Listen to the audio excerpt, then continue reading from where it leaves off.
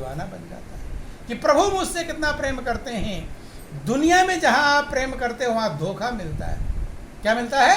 धोखा, फटकार, दर्द, पीड़ा मिलती है।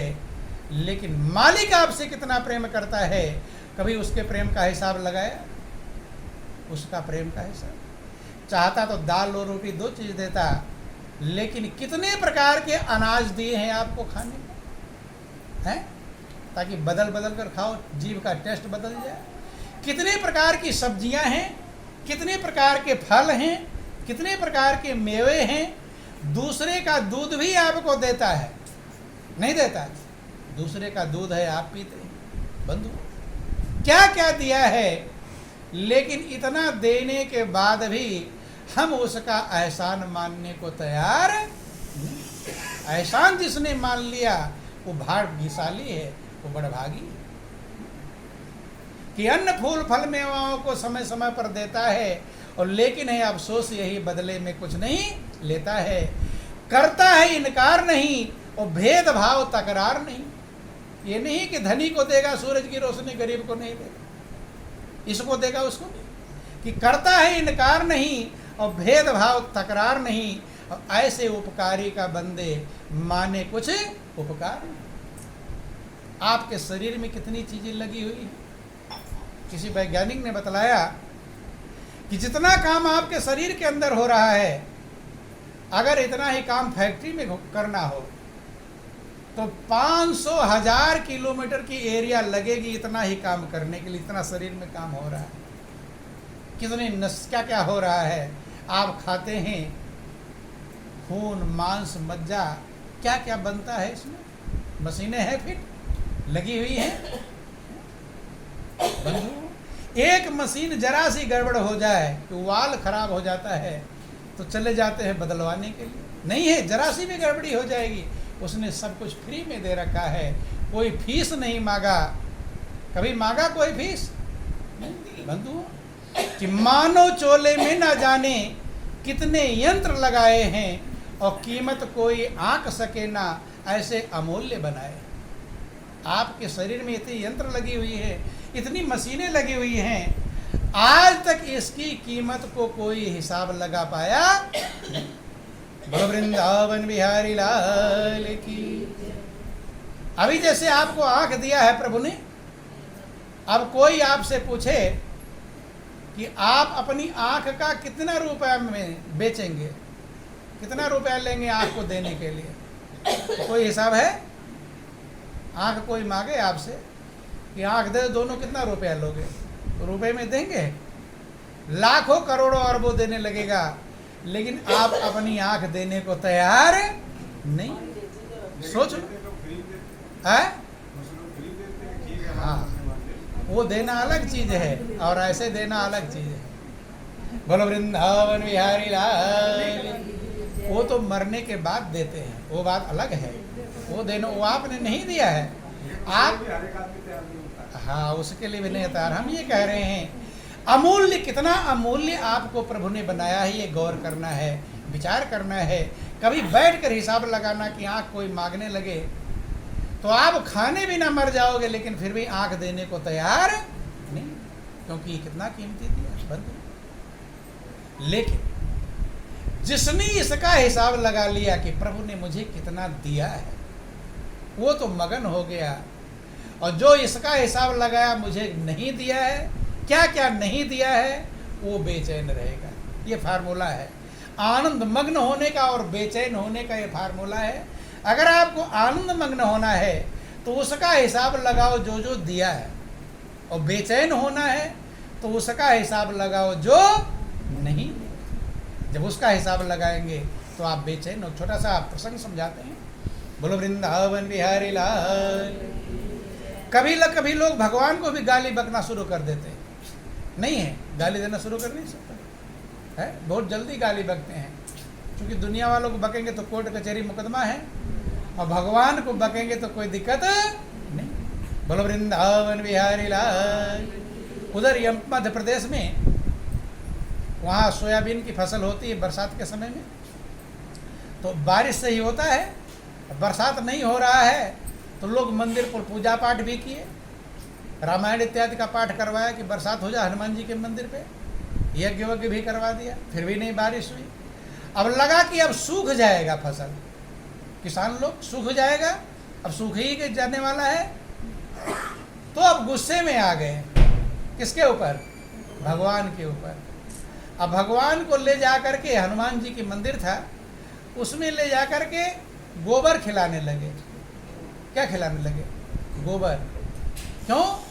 कि लड्डू तो बहुत खाए हो, लेकिन अब हमारी फसल सूख रही है, अब तुम भी गोबर खाओ। क्या खाओ? अर्थात भगवान से भी लोग विरोध करना शुरू कर देते हैं।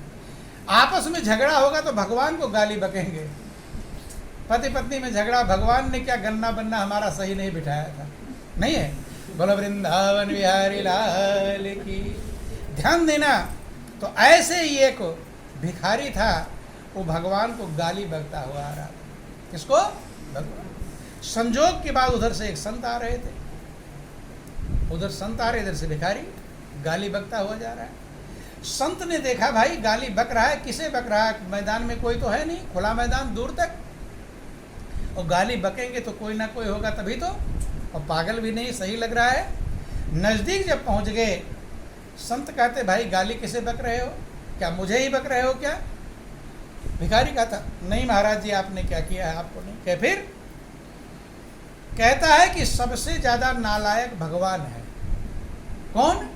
भगवान। भगवान को खूब दोष देने में लोग तैयार कहते हैं। संत को बड़ा कष्ट हुआ, कहते क्या बात, भगवान ने क्या किया?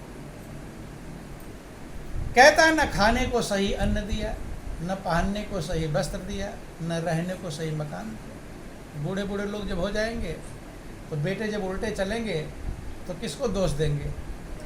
भगवान को ही दोष देंगे कि भगवान ही मेरी किस्मत खराब कर रखा है। महापुरुष कहते आपने ही अपनी किस्मत खराब किया है, भगवान ने तो आपके ऊपर कृपा किया था, मनुष्य का जीवन दिया था।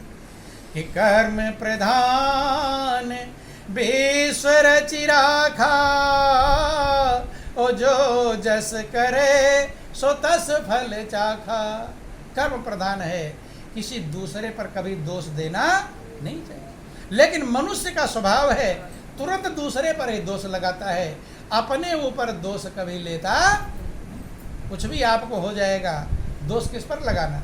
ये आदत बन गई है। क्या बन गई है? आदत। कुछ सामान आपसे गिर जाएगा तो लोग वहाँ से चले जाएंगे, इसलिए ताकि मुझे कोई जान ना पावे, दूसरे का लग जाए। कहेंगे कि इधर तुमसे गिरा, कहे मैं तो इधर आया ही नहीं समझ में। किस पर ट्रांसफर करते हैं दोष? दूसरे पर। और अच्छा तो किसी ने कहा अच्छा गप और कड़वा कड़वा थू।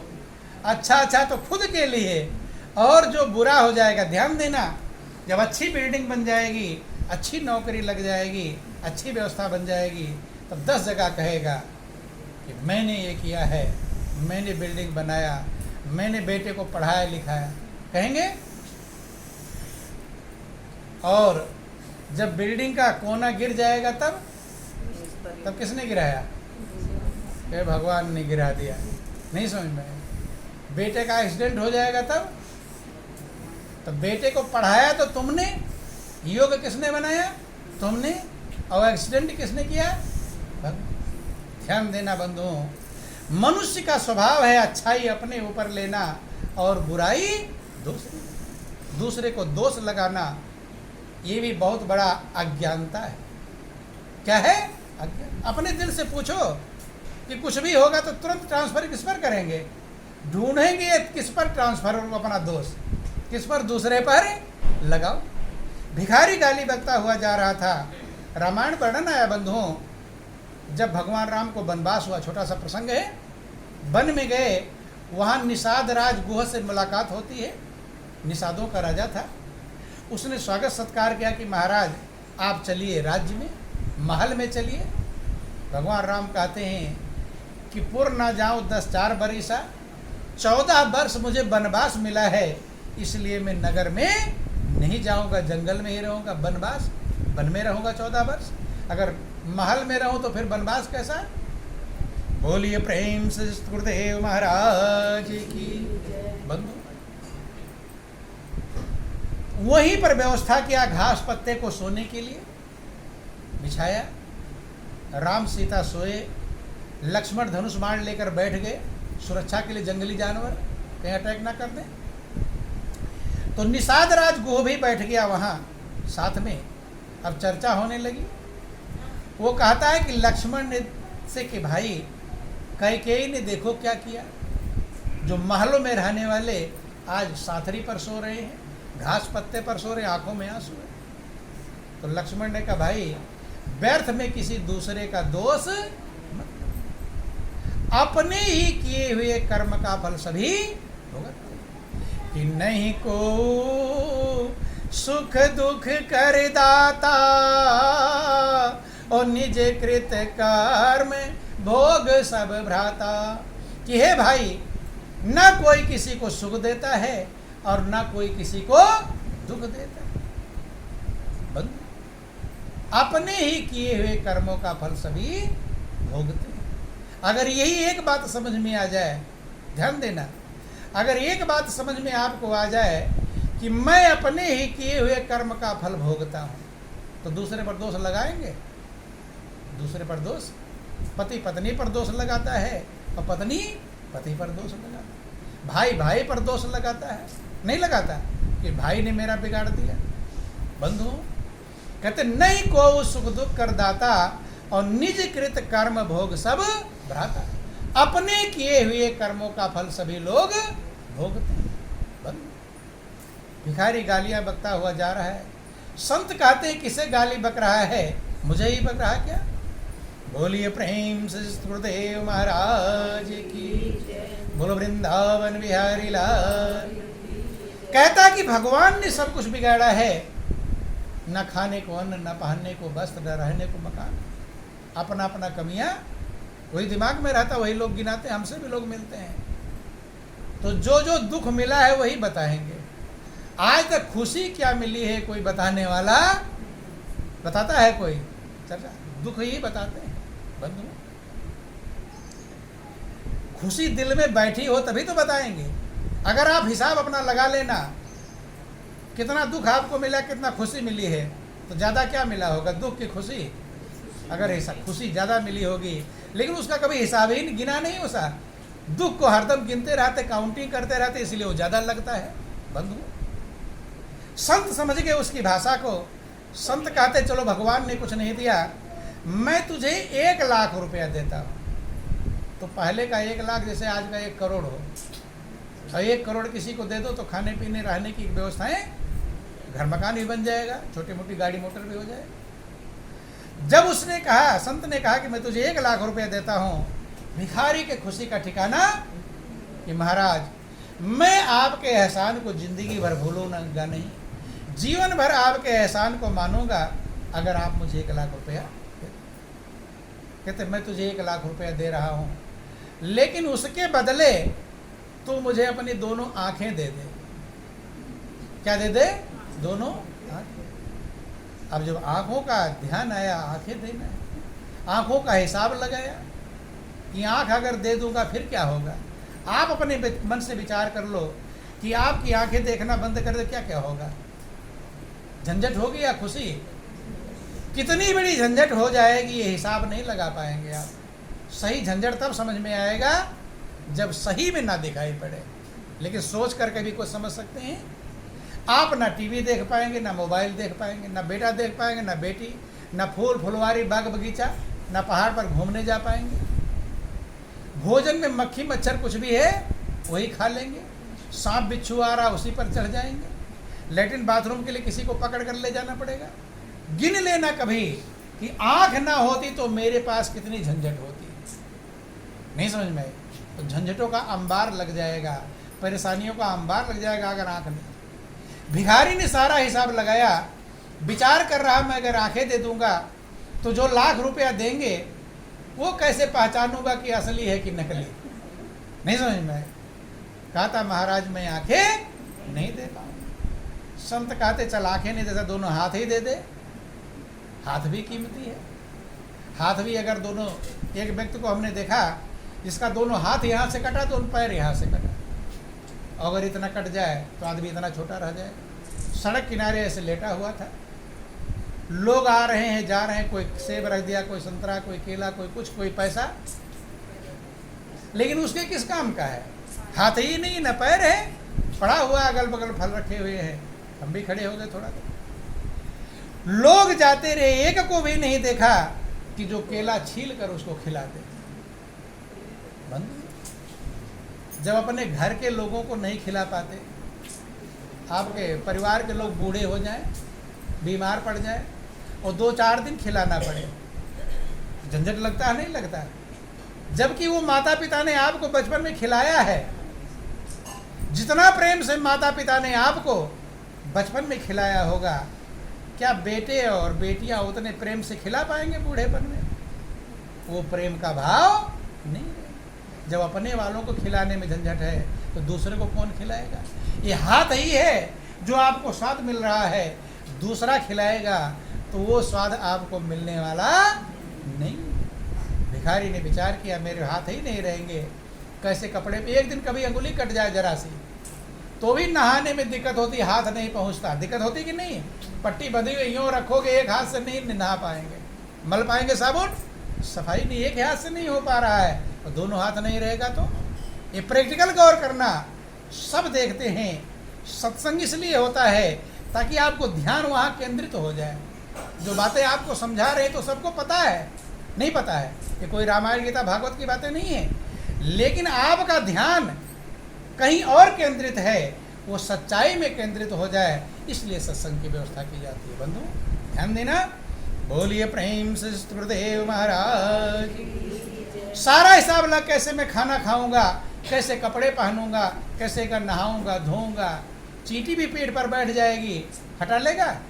नहीं हटा पाएगा। जो जानवर की पूंछ कट जाती है, छोटी सी पूंछ, राजा देख ला, मक्खी बैठती फटफट ऐसे हिलाता रहता है, मक्खी नहीं उड़ा पाता। कितनी बड़ी समस्या हो जाती है बंधुओं। हाथ नहीं रहे, भिखारी कहता है महाराज मैं हाथ भी नहीं दे पाऊंगा। संत कहते चल दोनों पैर ही दे दे। पैर को भी सोचा कि कैसे चलूंगा फिरूंगा, उठूं बैठूं लैट्रिन बाथरूम, कितनी बड़ी समस्या हो जाएगी। पैर को भी मना कर दिया। संत कहते कि 3 लाख हो गया। कितना हो गया भाई? 1 लाख में आंख नहीं दे पा रहा है, 1 लाख से आंख की कीमत है, हाथ नहीं दे पा रहा है, पैर नहीं दे पा रहा है। अभी 3 अंग गिनाया हूँ और तू कह रहा था कि 1 लाख मुझे दे दोगे तो मैं जिंदगी भर आपके एहसान को नहीं मानूंगा। ये तो अभी क्या क्या और अंदर है, फेफड़ा क्या, गुर्दा, किडनी, क्या क्या मौजूद है बंधु। कि मानव चोले में न जाने कितने यंत्र लगाए हैं और कीमत कोई आंक सके ना, ऐसे अमूल्य बनाए। पा सकता कोई पार नहीं और कोई अंग बेकार नहीं। जितना आपके शरीर में अंग लगा हुआ है, कोई फालतू है, बेकार है? सबकी कीमत है अपनी जगह पर बंधुओं। ऐसे उपकारी का बंदे माने कुछ उपकार नहीं। भिखारी को जब कहते 3 लाख हो गया, पता नहीं और क्या क्या लगा हुआ है, कितने लाखों करोड़ों का दे रखा है, इतने भिखारी मगन होकर नाचने लगा। कब? जब कीमत जो मिला है उसकी कीमत समझ गया, मगन होकर नाचने लगा। कहता प्रभु ने मुझे सब कुछ दिया है, अब मेरे पास कोई कमी। यही हाल हमारा है। भिखारी से आपको हजारों करोड़ों गुना ज़्यादा दिया, नहीं दिया है? आप कभी अपना हिसाब लगाना कि प्रभु ने आपको कितने से अच्छा बनाया है। कभी बैठकर एकांत में अकेले में हिसाब लगाना, कितनों से आपको अच्छा बनाया है, लेकिन आप प्रभु का धन्यवाद भाव नहीं भर पाता है, मगन नहीं हो पाते हैं, आनंद मगन नहीं हो पाते। लाखों करोड़ों से अच्छा बनाया होगा, नहीं बनाया है? थोड़ा हिसाब लगा ले। बोलो वृंदावन बिहारी लाल। देखो जितने अंधे संसार में हैं उन सब से आप अच्छे हैं। अच्छे हैं कि नहीं?